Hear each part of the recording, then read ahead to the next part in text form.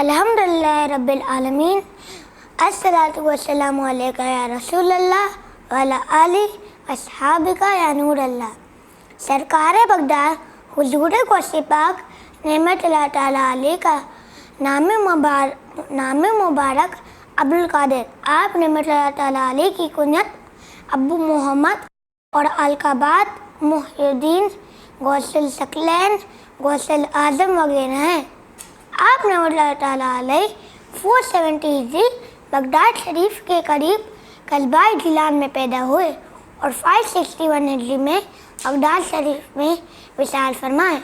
آپ رحمۃ اللہ تعالیٰ علیہ کا مزار پر انوار عراق کے مشہور شہر بغداد شریف میں ہے۔ غوثیت کیا ہے؟ غوثیت بزرگی کا ایک خاص درجہ ہے۔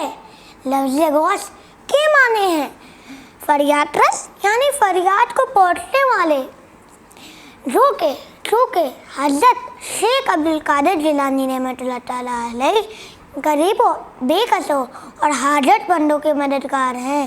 اسی لیے آپ نے رحمۃ اللہ تعالیٰ علیہ کو غوث الاعظم کے خطاب سے سرفراز کیا، اور بعض عقیدت مند آپ رحمۃ اللہ تعالیٰ علیہ کو پیران پیر دستگیر کے لقب سے بھی یاد کرتے ہیں۔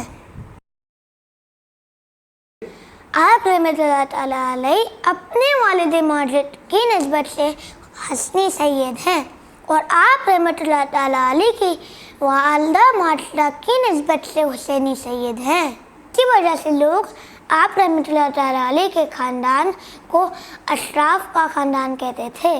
صلی اللہ علیہ محمد۔